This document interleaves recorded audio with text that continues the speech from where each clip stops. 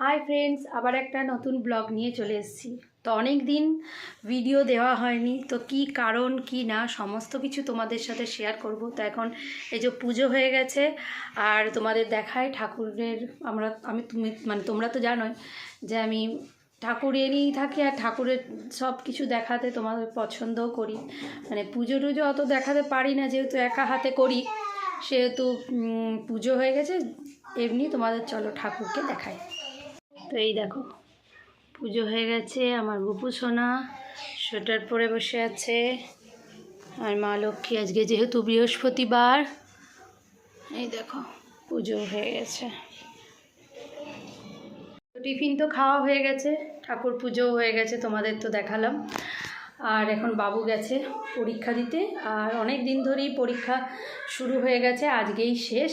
তো ভাবি প্রত্যেক দিনই যে ভিডিও করব, তোমাদের দেখাবো, কিন্তু কিছু অসুবিধা ছিল, তোমাদের তো ফার্স্টে বললামই।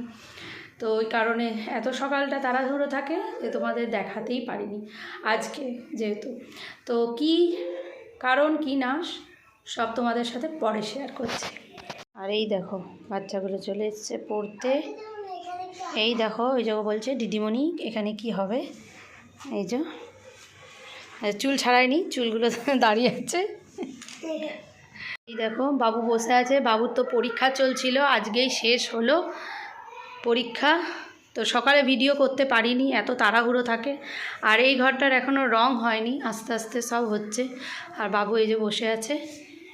আজকে ছাদটা পরিষ্কার করছি, এতদিন ধরে একটুও সময় পাইনি, তো ওই জন্য আজকে এই যে ছাদটা ঝাঁট দিয়ে পরিষ্কার করা হচ্ছে। আর এই টবগুলো একটু করে ঠিক করব, কারণ অনেক টব ভেঙে গেছে, অনেক ঘাস ঘুষ হয়ে গেছে, ওই জন্য ওগুলোকে ঠিক করব।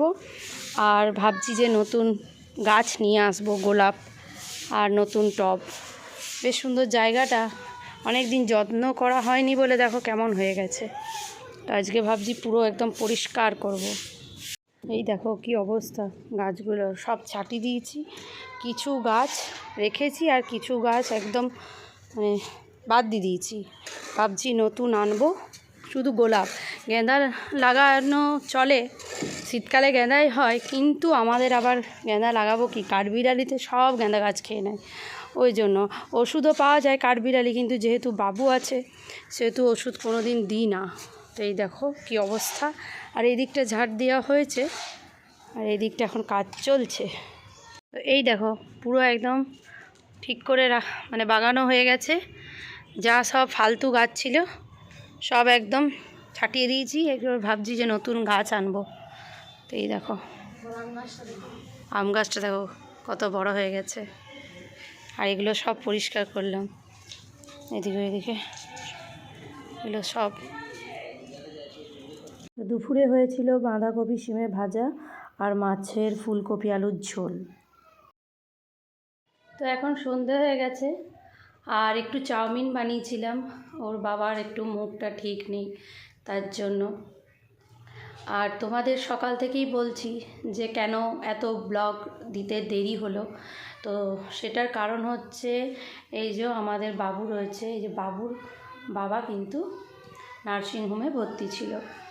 তো হঠাৎ করেই দুদিন ধরেই পায়খানা বন্ধ হয়ে গেছিলো, তারপরে পায়খানা হয়নি, বুকে একদম গ্যাসটা ধাক্কা মারছিল যাকে বলে।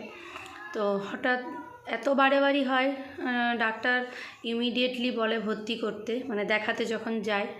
তো 3-4 দিন তো ভর্তিই ছিল, তারপরে এখন বাড়ি এসছে। বাড়ি আসার পরেও অন্য একটা আরও ভালো একটু ডাক্তার দেখালাম, তো এখন মোটামুটি ঠিক, কারণ পুরোপুরি এখনও ঠিক হয়নি।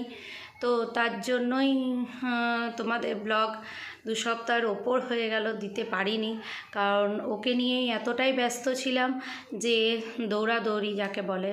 আর তার সাথে আমার ছেলের আবার ফাইনাল পরীক্ষা শুরু হয়েছিল, তাহলে একদিকে ছেলের পরীক্ষা, একদিকে ওর বাবা নার্সিংহোম, তো এই সকল নিয়েই একদম যা চললো। তো ওই জন্য ভাবলাম যে না, এবারে একটু আজকে ঠিক আছে, তো তোমাদের ব্লগটা ভিডিওটা দিই আর জানাই যে কেন আমার এত লেট হলো। তো এইটাই হচ্ছে কারণ। আর এই সন্ধেবেলায় একটু ওই বললাম চাউমিন খেয়ে, আর ছেলের তো পরীক্ষা হয়ে গেছে, এই যে এখন বসে আছি। এখন আপাতত এখন কোনো মানে কাজ নেই, তো রাত্রে এখন আলু পোস্ত ডাল ভাত এটিও খাবে বলেছে, তো সে সকল এখন তৈরি হবে। তো মা করছে, মা বললো আমি করব, একটু লেট করে করব। আমি বললাম ঠিক আছে। তো এখন ফাঁকা বসে আছি, যে বইপত্রগুলো এবারে এবারে নতুন যেহেতু বই খাতা আসবে, তাহলে সেইগুলো এবারে অন্য জায়গায় ট্রান্সফার করছি। এবারে 9 হবে ছেলের, তো এই সকল এবারে ভাগাভাগি করব। ও স্কুল থেকে আজকে লাস্ট পরীক্ষা ছিল, এলো, এসে একটু বলছিল খেলতে যাব, তো অনেক দিন বাদ খেলতে গেল। তো এসে এখন এই যে মোবাইল ছাড়া আর তো কিছু নেই, মোবাইল দেখছে। আর এবারে দুজন মিলে এখন বই খাতার সব কিছু ঠিকঠাক করব, মানে তাক থেকে নামিয়ে সেগুলো অন্য জায়গায় রাখা, হ্যাঁ এই সকল। তো চলো আবার তোমাদের সাথে পরে কথা হচ্ছে। পরীক্ষা হয়ে গেছে, তার জন্য আজকে বাবু বললো পিৎজা খাবো। তো রাত্রি এখন 10টা বেজে গেছে, আর আমাদের খাওয়া দাওয়া কমপ্লিট।